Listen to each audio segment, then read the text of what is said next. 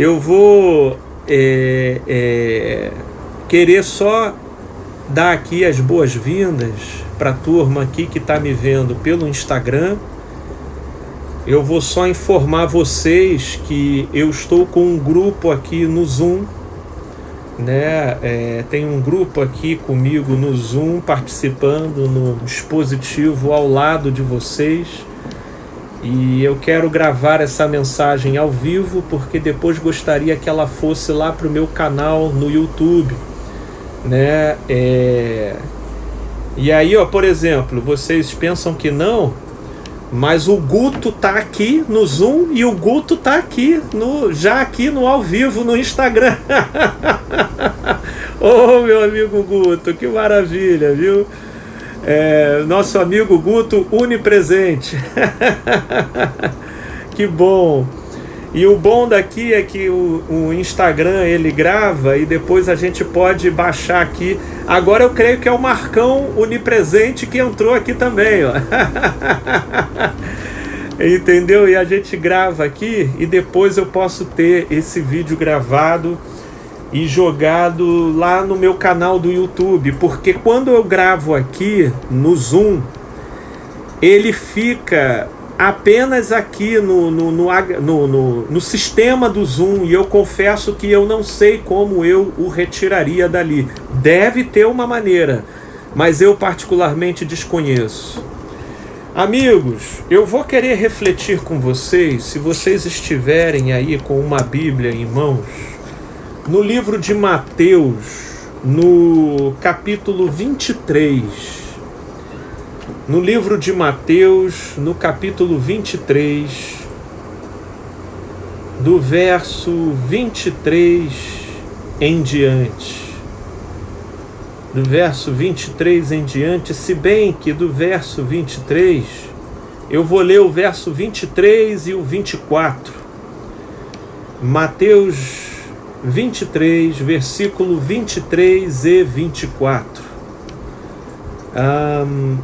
Diz o seguinte: ai de vós, escribas e fariseus, hipócritas, porque dais o dízimo da hortelã, do endro e do cominho, e tendes negligenciado os preceitos mais importantes da lei, a justiça, a misericórdia e a fé.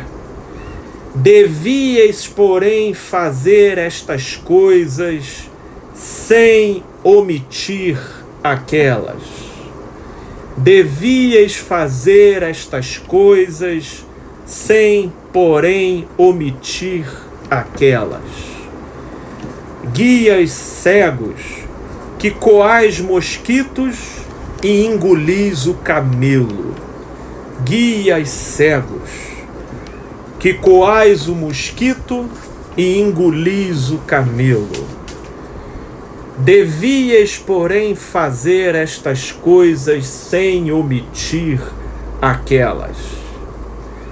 Paizinho Deus de amor, eu te peço com o meu coração que o teu Espírito fertilize o entendimento de todos aqueles que ouvirão essa mensagem na direção do que seja vida, na direção do que seja o teu evangelho, na direção daquilo que produz a expansão da mente de Cristo em nós.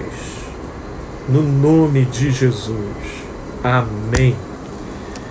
Amigos, o que eu vejo aqui em Jesus é uma denúncia, né, relativo ao modo unilateral e desequilibrado com que nós abraçamos as prerrogativas daquilo que nós chamamos Bíblia e daquilo que nós chamamos Palavra de Deus.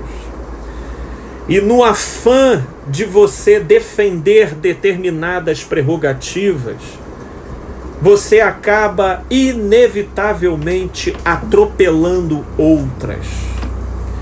A grande verdade é que quanto mais a gente se torna seres de um tema só, mais a gente tende a abandonar o sentido do Evangelho como um todo.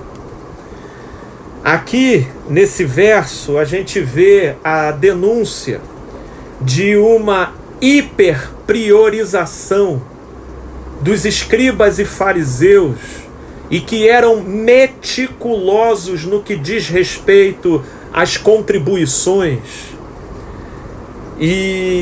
Porém, naquilo em que eles engendravam um sistema complexo de observação em relação às contribuições, passavam-se desapercebido naquele caso, as nuances mais sutis, porém aquilo que na perspectiva de Jesus era de maior importância, era o mais importante. Como ele diz aqui no próprio verso 23, tendes negligenciado os princípios mais importantes da lei. Existe um trecho no livro de Marcos, né, no capítulo 7 do livro de Marcos, onde a mesma interação dessa natureza, quando Jesus senta para comer com os seus discípulos sem lavar as mãos, e levanta-se uma celeuma, porque, como bem observa e descreve aqui o autor desse evangelho, havia um costume e uma tradição muito forte entre os fariseus que não comem sem lavar cuidadosamente as mãos. Quando voltam da praça, não comem sem se aspergirem. E há muitas outras coisas que receberam para observar, como a lavagem de copos, de jarros e de vasos de metal e até de camas. E Jesus denuncia todo esse arcabouço teórico que movia um direcionamento muito rígido de comportamento da parte deles, dizendo no versículo 9 do capítulo 7 de Marcos: e disse-lhes ainda, jeitosamente rejeitais o preceito de Deus para guardardes a vossa própria tradição.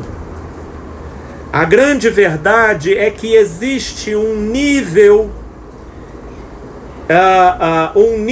de adulteração do espírito do Evangelho, que se dá não necessariamente pela alteração literal do preceito, mas pela inversão de sua ênfase. Naquilo em que, na leitura como um todo, você descompensa a balança das importâncias, você pratica uma prevaricação, ainda que se mantendo politicamente correto em relação aos termos. No capítulo 7 ainda, do versículo 9, o que Jesus denuncia em relação a esse burlar de maneira jeitosa por parte dos escribas e fariseus, é que Moisés disse: honra teu pai e a tua mãe, e quem maldisser a seu pai ou a sua mãe, seja punido de morte. Vós, porém, e ele dizia para os escribas e fariseus, se um homem disser a seu pai e a sua mãe, aquilo que poderias aproveitar de mim é corbã, ou seja, é oferta para o Senhor, então dispensais de fazer qualquer coisa em favor de seu pai e de sua mãe. invalidando a palavra de Deus pela vossa própria tradição, que vós mesmos transmitistes, e fazeis muitas outras coisas semelhantes. Muitas outras coisas semelhantes. Sim, hoje, nos dias de hoje, existem muitas coisas semelhantes, onde as versões atuais do que representam o nosso sinédrio contemporâneo, os nossos escribas e fariseus contemporâneos, eles são aqueles que enchem a boca para dizerem que o seu rigor assim se faz em defesa da palavra de Deus, não observam que eles prevaricam não com relação à literalidade daquilo que eles defendem, mas com relação à ênfase unilateral que inverte o peso de prioridade das coisas, traduzindo como importante um determinado recorte, até mesmo daquilo que é proposto pela palavra de Deus, porém ignoram todas as demais implicações daquilo que é exercido no todo. E aí, recentemente eu estive conversando com uma pessoa e que estava defendendo o indefensável em relação a esse atual governo, né? E defendendo desaforos, defendendo preconceitos, minimizando aquilo que, em termos gerais, ela no fundo discorda, porque ela estava dizendo para mim: Felipe, nunca antes no Brasil assumiu um presidente que defenda os valores da família. Que defenda os valores da família. Portanto, eu me vejo defendendo os valores da palavra de Deus. Ora, seria ingenuidade de nossa parte se a gente não fosse pressupor que existe sim uma orientação no Evangelho e que propõe a família, né, como sendo uma proposta de vida saudável. Agora, quando aquilo que é uma proposta e não uma tirania, eu não vejo tirania nos evangelhos. É só a bancada evangélica no Congresso que forja para si pautas que nunca foram ênfases no Evangelho.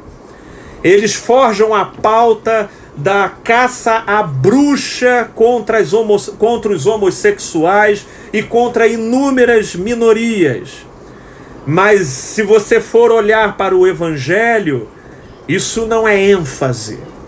Isso não é ênfase. Você não vê discursos de Jesus que carreguem ênfase com relação a isso.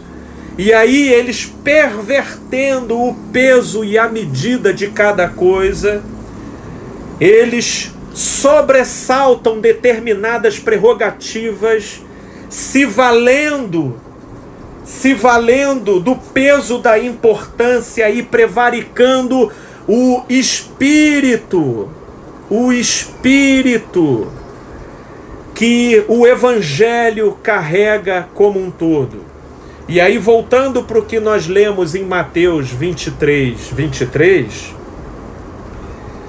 tendes negligenciado os preceitos mais importantes. E veja que se Jesus ele é a pedra angular, se ele é a pedra de esquina, onde tudo nele faz convergência, se o que sobre ele foi escrito, o que o autor de Hebreus escreveu aqui no capítulo 1 do livro de Hebreus, olha o que Hebreus escreve aqui. Havendo Deus outrora falado falado muitas vezes e de muitas maneiras aos pais pelos profetas, nestes últimos dias nos falou pelo Filho, a quem constituiu herdeiro de todas as coisas, pelo qual também fez o universo. Ele que é o resplendor da glória e a expressão exata do ser de Deus, sustentando todas as coisas pela palavra do seu poder, depois de ter feito a purificação dos pecados, assentou-se à direita da majestade nas alturas, tendo se tornado tão superior aos anjos, quanto herdou mais excelente nome do que eles. Ora, se é de Jesus que está sendo dito aqui, então essa palavra de Jesus aqui, ela tem que ser a linha fronteiriça, ela tem que ser o vértice daquilo que precisa ser definido como importante e o que precisa ser definido como secundário. Na época dos escribas e fariseus, a importância era dada sobremaneira ao dízimo da hortelã, do endro e do cominho. Porém, nas palavras de Jesus, que é a pedra angular, ele diz: tendes negligenciado preceitos mais importantes da lei, que é o quê? A justiça, a misericórdia e a fé. Devíeis fazer estas coisas, sem todavia omitir aquelas. E na verdade é essa dificuldade que se tem encontrado, a de equilibrar os preceitos. Existe muita defesa para a família, para muita pouca misericórdia. Existe muita defesa dogmática de determinados preceitos, sem todavia levar em consideração a fé. Existe muita idolatria unilateral e que leva a uma defesa excessiva para determinados pontos e que atropelam o espírito como um todo. Por isso é que eu olho para Jesus, e Jesus é uma das figuras mais versáteis em termos da tratativa de assuntos. Jesus nunca tratou de maneira excessiva boa parte dos discursos que são partilhados pela bancada evangélica no Congresso. A bancada evangélica no Congresso, ela possui uma pauta que não pertencia às ênfases que Jesus dava. Porque naquilo em que você unilateraliza um tema, você atropela uma série de outros. Porque, na verdade, quando a gente opera por uma mentalidade dogmática, a gente lida de maneira estanque com os preceitos, como se eles não se intercomunicassem, como se eles não falassem e conversassem entre si. E a grande verdade é que, pela lei da consciência na graça, entendendo o espírito do significado de todos esses preceitos, eu não posso defender família se para isso eu abdicar da misericórdia e agir de maneira implacável, massacrando os patamares de consciência que estão ao meu redor. Não adianta eu chamar para mim o pressuposto da palavra de Deus, para dizer que eu sou rígido por causa da palavra de Deus, que eu sou concreto por causa da palavra de Deus, que eu sou duro por causa da palavra de Deus. Se esse posicionamento te fizer te furtar da humanidade. É isso que era brilhante em Jesus. Era isso que era formidável em Jesus. Porque ao mesmo tempo que Jesus era firme, ninguém conseguia denunciar contra ele ausência de amor. Pelo contrário, era o amor de Jesus que desarticulava a mentalidade dogmática, que justamente porque dogmática, eles sucumbiam naquilo que é a grande armadilha dessa mentalidade dogmática religiosa, que é perseguir, que é criticar, que é agir com preconceito. Em outras palavras, que é matar o outro, reputando com isso prestar culto a Deus. Sim, foi isso que Jesus disse, que inclusive os discípulos deles passariam por essas pessoas dos quais a gente não tem como falar acerca delas em relação ao seu zelo e ao seu ardor. Porém, o seu zelo e o seu ardor, não sendo misturado com o amor, vira implacabilidade, vira dureza, vira insensibilidade e faz deles seres preconceituosos.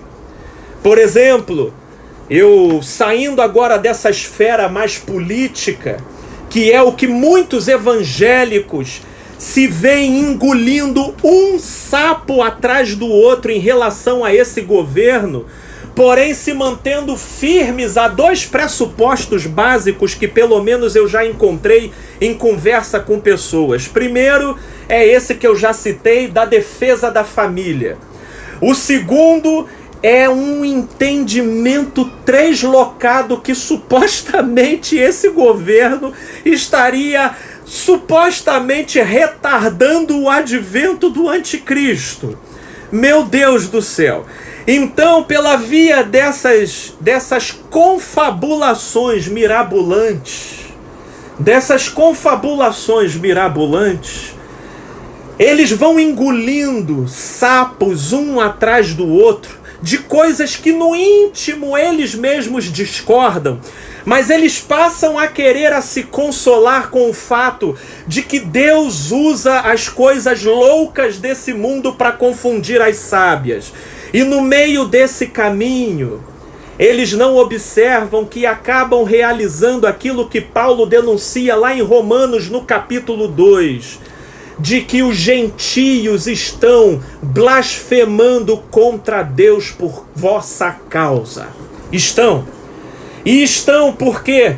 Porque a defesa circunscrita, recortada, unilateral de determinadas prerrogativas que literalmente estejam descritas como preceitos de vida, porém divorciadas e recortadas de um todo maior, elas perdem o sentido e passam a virar perseguição, passam a virar preconceito, retiram a misericórdia do olhar e passam a justificar toda sorte de atrocidades cometidas contra inúmeras pessoas que vivem em patamares diferentes de consciência.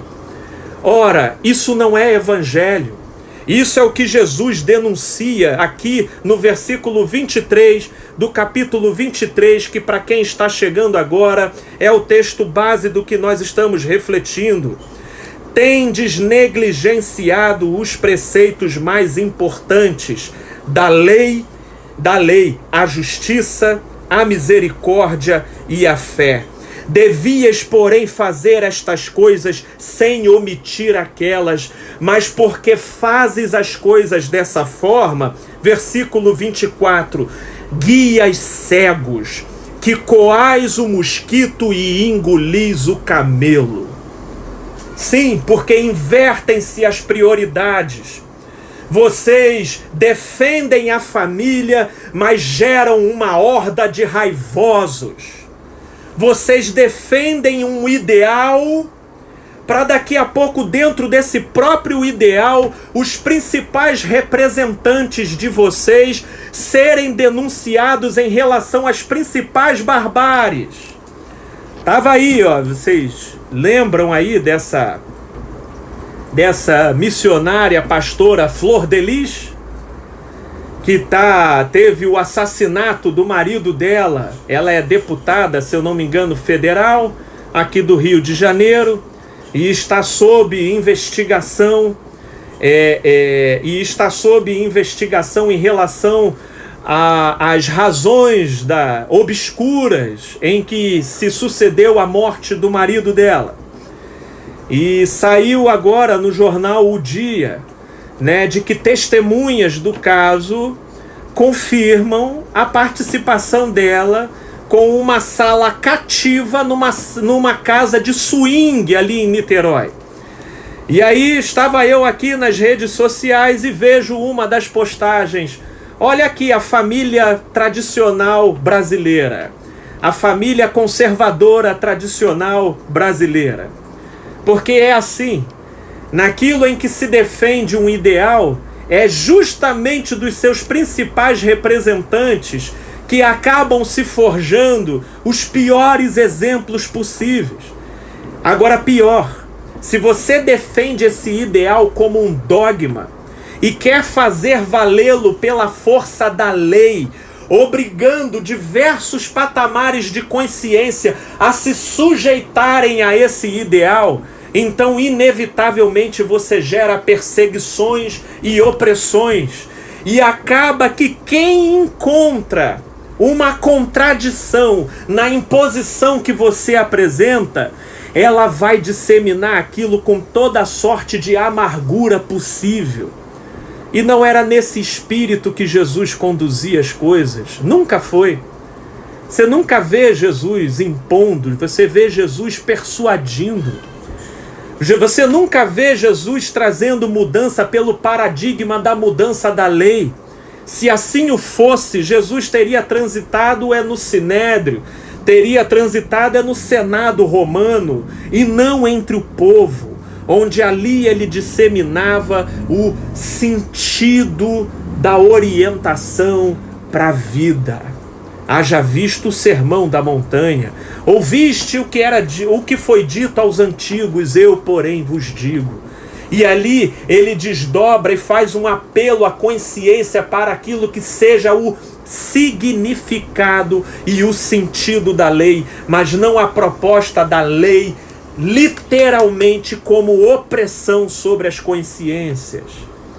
Ora, conforme eu estava dizendo, isso não ocorre apenas no âmbito da política, isso ocorre na esfera familiar também.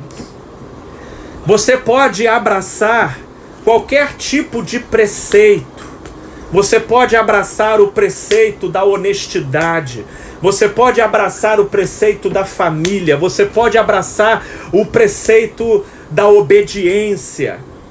Mas dependendo do modo como você unilateraliza esse preceito, destacando-o do todo e fazendo uma apologia circunscrita a esse conceito, por mais que você possa chancelar o seu direito e respaldar a sua razão por aquilo que possa encontrar paralelo na palavra de Deus, se a sua posição na síntese da sua atitude te fizer furtar aquilo que seja justo, aquilo que seja coerente, aquilo que seja misericordioso e aquilo que tenha a ver com o crer e com a confiança, então, meu amigo, você está respaldado legalmente no que está escrito no livro sagrado, mas você já se desviou há muito tempo do espírito do evangelho, porque a letra mata, mas o espírito vivifica. E o que a gente mais encontra é o que Jesus denuncia no versículo 9 do capítulo 7, quando ele diz: jeitosamente rejeitais o preceito de Deus, para guardardes a vossa própria tradição, para guardardes a vossa própria ênfase, para fazer valer a vossa própria visão de mundo, para estabelecer aquilo que você acha que é a política do momento, para poder impor diante de todos aquilo que você pressupõe ser a vontade de Deus entre os homens. E para isso você oprime, você ofende, você persegue, para isso você mata. Sim, porque eu não duvido que isso ocorra até como morte física propriamente dito, mas nesse caminho não deixam de ocorrer inúmeros outros tipos de morte, que é a morte da esperança, que é a morte da fé de muitas pessoas em acreditarem em si mesmas, em acreditarem na possibilidade, na viabilidade de vida. Hoje, aqui mesmo, na reunião, nós estávamos conversando com a Dandara, que trouxe a questão do como que determinados posicionamentos engravidam a mentalidade coletiva em determinadas concepções e que se torna densa de uma tal forma que os indivíduos ficam vibrando com medo naquela direção, como se a vida fosse passar a ser inviável por conta disso que se tornou denso na mentalidade coletiva. Portanto, estamos falando aqui de morte num sentido amplo, que é a morte da perspectiva, morte da esperança, morte da autoestima, morte de tudo aquilo que confere uma estruturação básica para o ser se portar com saúde nessa vida. E a pergunta que eu te faço é: você que confia no certo, você que idolatra o certo, você que em nome do certo abraçou uma tradição, abraçou uma direção, abraçou uma ideologia, mas que tem te levado a, no pacotão, a abraçar e a conduzir uma série de perseguições, de preconceitos, de calúnias, de fake news, seja no sentido político mais amplo, ou seja dentro de casa. Sim, olha, esse é o tipo de coisa que envolve implacabilidades, friezas, ausências de empatias tão grandes, que existem pais e mães que, para não sacrificar a reputação, eles rechaçam os próprios filhos. Sim, existem pais e mães que, em nome da reputação, eles disfarçam e ocultam determinadas coisas que dentro da família deles aconteceu, mas como aquilo não tem como estabelecer uma linha de coerência com o que eles vociferam para o lado de fora, então eles ficam escondendo como segredo. Mas que se o livro da vida fosse aberto, toda essa empáfia, todo esse orgulho, todo esse zelo pela palavra de Deus e pela verdade, nem de longe se sustentariam. E aí vem a denúncia de Jesus: hipócritas, porque dais o dízimo da hortelã, do endro e do cominho. Hipócritas, porque defendes a família e os bons costumes, né? E a família tradicional brasileira. Hipócritas, porque queres fazer valer determinados valores e bons costumes e tendes negligenciado os preceitos mais importantes da lei, que é aquilo que seja justo, coerente, misericordioso e tenha a ver com a fé e a confiança. Devias, porém, fazer estas coisas sem omitir aquelas. Devias viver em equilíbrio. Não devias sucumbir a idolatrias ideológicas. Não devias sucumbir a idolatrias de reputação. não devias sucumbir à idolatria de imagens, extraindo para você a concepção de grandeza pelos valores que você defende, se de fato e verdade a vida não transcorre dessa maneira, e o histórico da sua própria vida e daqueles que lhe são íntimos, boa parte tem que ser segredo, porque se você abrir isso para a concepção do mundo em geral, boa parte daquilo que você sustenta como defesa e como moral seriam completamente desacreditadas, e você sabe disso. Guias cegos, que coais mosquitos e engolis camelos. Eu faço hoje aqui um apelo à consciência daqueles que carregam o potencial do evangelho no coração. Não tem como você se lançar de cabeça na defesa de uma determinada direção e negligenciar outras, onde o espírito do evangelho ele se dá no equilíbrio como um todo e não na unilaterização de preceitos, que, como Jesus já denuncia lá no exposto pelo Marcos capítulo 7, jeitosamente rejeitando os preceitos de Deus para priorizarem as próprias ênfases, as próprias importâncias, as próprias pautas diante dos filhos, diante da igreja, diante da política.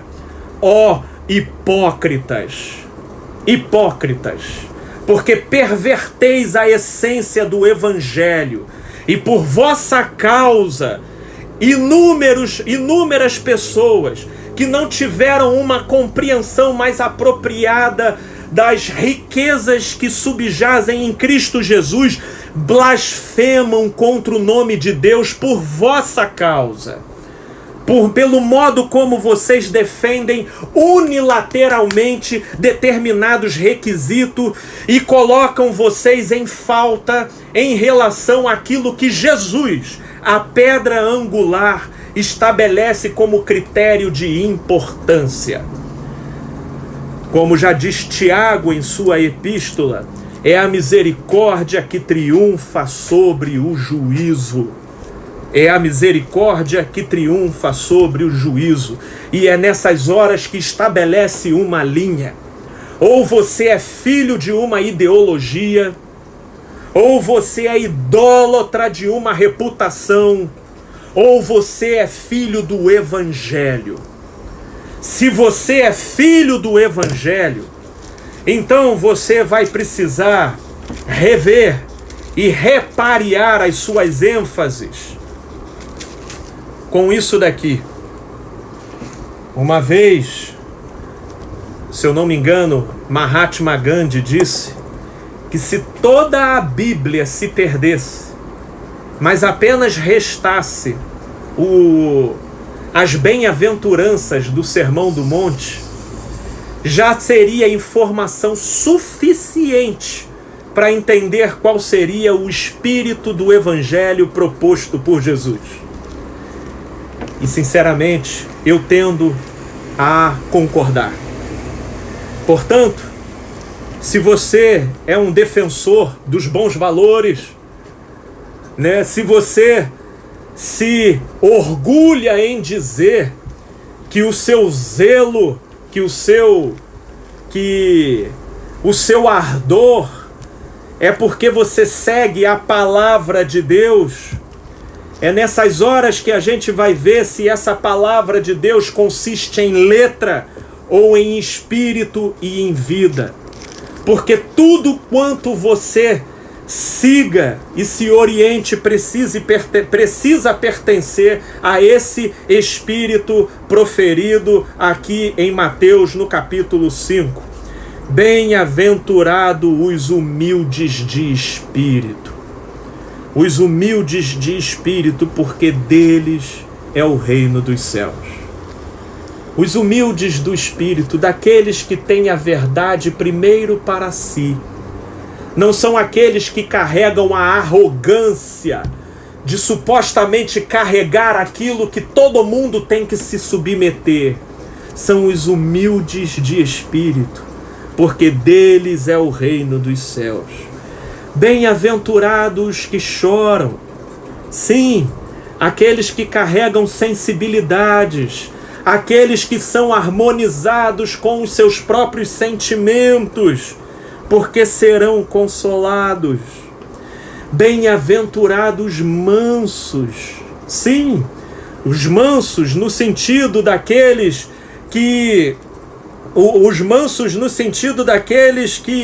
colocam os seus próprios sentimentos orquestrados e disciplinados e equilibrados na direção de uma consciência saudável.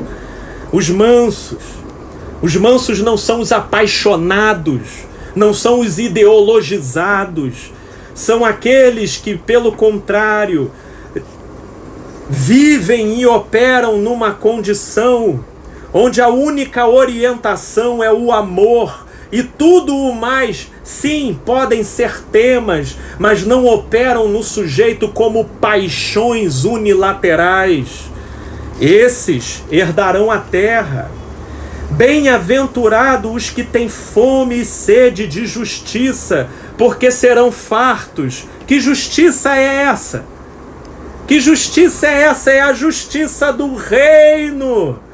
É a justiça daquele que veio e podia dizimar os homens, mas ao invés de fazer isso, ele morreu por eles.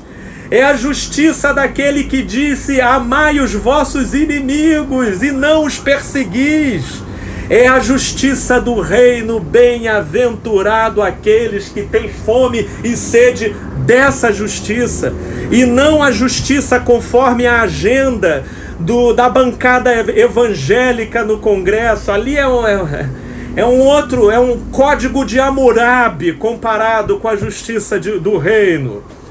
Bem-aventurados misericordiosos, porque eles alcançarão misericórdia.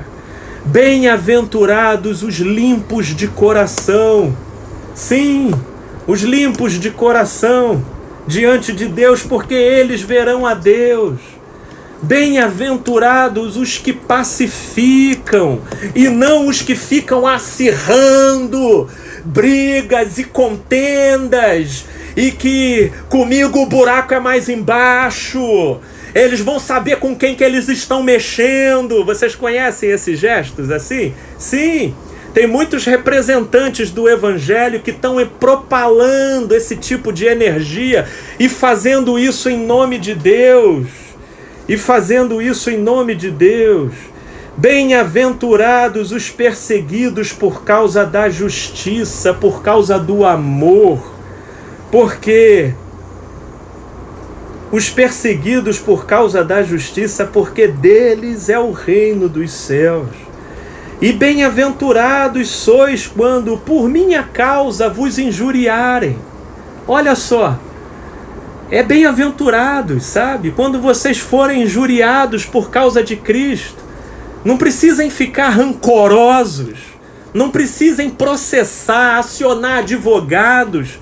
Isso é um privilégio, por causa do amor. Portanto, se qualquer coisa que você pleiteie como ideal viola esse espírito aqui, então você está defendendo letra, mas você está distante do espírito do evangelho. E aí eu tenho até aqui no Instagram uma pergunta. Fala, meu amigo Wellington, tu é o cara, meu amigo. E uma pessoa aqui, a Ruth, ela vem e traz aqui: família tradicional não é o que a Bíblia ensina? Ô, querida Ruth, eu queria depois te convidar. Esse vídeo vai estar lá no meu YouTube, e queria que você acompanhasse a mensagem desde o início, a mensagem que foi aqui pregada, para você então ter respondido essa questão, que eu brevemente te responderia da seguinte forma, querida Ruth: ai de vós, escribas e fariseus, hipócritas. Não você, tá, Ruth? Pelo amor de Deus, é É o texto aqui que eu estou querendo trazer, mas que vai servir como resposta para o que você trouxe.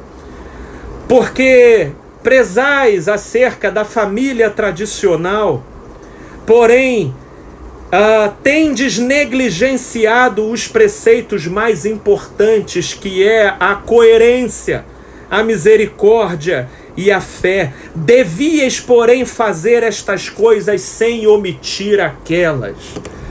O que está sendo denunciado aqui nessa reflexão não é o tema em si do que é defendido, mas é a prevaricação da ênfase.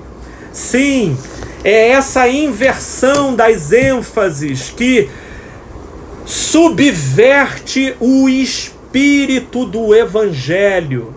Porque, como bem diz a palavra, a letra mata, mas é o espírito que vivifica. E a gente tem que tomar cuidado para não sucumbirmos ao que é colocado lá em Marcos 7, no versículo 9. Jeitosamente rejeitando as ênfases de Deus para guardardes a vossa própria ênfase. Portanto, minha amiga Ruth, a grande questão aqui não é a família tradicional. A grande questão aqui é o quanto pessoas que se dizem filhas de Deus e defendendo as causas de Deus estão se psicopatizando, estão se tornando insensíveis, estão abandonando a coerência, a misericórdia, estão abraçando um pacotão de maldades em nome da defesa da família tradicional, atropelando uma série de patamares de consciência, unilateralizando preceitos em detrimento do amor. Disse Jesus em João 13: um mandamento vos dou, um novo mandamento vos dou, que vos ameis uns aos outros, assim como eu vos amei. Portanto, a hora que o dízimo sobrepujar a generosidade, então perverteu-se o espírito do Evangelho. Quando a família tradicional sobrepujar o amor, então perverteu-se o espírito do Evangelho. Quando a obediência sobrepujar o significado de consciência, então perverteu-se o espírito do Evangelho. Quando a defesa de qualquer verdade se tornar opressão e prescindir da devida compreensão que parte como espontaneidade de quem de coração entendeu, então perverteu-se o espírito do Evangelho e tornaram-se cegos, guias de cegos, coando mosquitos e engolindo camelos. Portanto, meus amigos, atentai para a perversidade do Evangelho que se dá não necessariamente na adulteração do que está escrito, mas na perversão das importâncias e das ênfases que são dadas. Porque são elas, ou em nome delas, que mesmo baseado no que está certo, o sujeito se faz um opressor de vidas, um perseguidor de vidas, um preconceituoso, um altercador, um sujeito briguento, justicento, insuportável. É esse apelo à consciência que eu gostaria de deixar a cada um, porque as suas razões podem estar certas, mas as suas certezas jamais justificam você se tornar peso, você bater palma para aquilo que é errado, para aquilo que oprime, para aquilo que persegue, para aquilo que diminui quem quer que seja. Sim, que aquilo que você chama de certo, que seja certo sobretudo para você. que seja algo vivido sobretudo em você. E isso produzirá luz, e isso inevitavelmente virará influência. Agora, querer tornar isso política pública e debruçar isso como opressão sobre uma quantidade imensa de pessoas, e mais, querer traduzir isso como o progresso do reino de Deus no mundo. Cegos, guias de cegos, coando mosquitos e encolhendo camelos. Aquietai o vosso coração, meus amigos, releiam as bem-aventuranças. Ali está o norte para o espírito do discípulo de Jesus. Do discípulo de Jesus. Existem muitos discípulos do livro sagrado, mas poucos discípulos de Jesus, conforme o espírito do Evangelho de Cristo. Nesse espírito, não é que você concorda com tudo, não, de maneira alguma. Que aí a mentalidade legalista ela já quer levar para o outro lado, né? Ah, vamos bater palma para tudo, que nem Paulo denuncia lá em Romanos 6. Não tem nada a ver com bater palma para tudo. Eu não bato palma para tudo, mas as verdades que eu carrego, elas são sobretudo para mim, em mim. E tudo quanto eu faço é persuadir os homens para aquilo que seja o melhor caminho, mas não impor sobre eles um julgo que seja incompatível às suas próprias consciências. Esse foi o espírito e o caminho de Jesus. Jesus não impôs sobre ninguém. Pelo contrário, Jesus não matou por uma causa. Jesus morreu por uma causa, e esse é o espírito do Evangelho que eu compartilho com vocês. Meus amigos, essa mensagem vai estar lá no meu canal do YouTube, vai ficar aqui no IGTV. Gente, aqui do Instagram, eu estou aqui conversando com vocês, vocês estão me vendo olhar para cá o tempo todo, porque eu estou com o grupo aqui no Zoom também, na sala virtual do Zoom. Obrigado pela companhia de todos vocês que chegaram. Assistam depois a mensagem na íntegra no canal no YouTube, aqui no IGTV. Obrigado pela companhia de todos vocês. Foi inusitado, decidi hoje fazer assim. Espero de coração que edifique e traga consciência. Um beijão para vocês, gente boa. Valeu!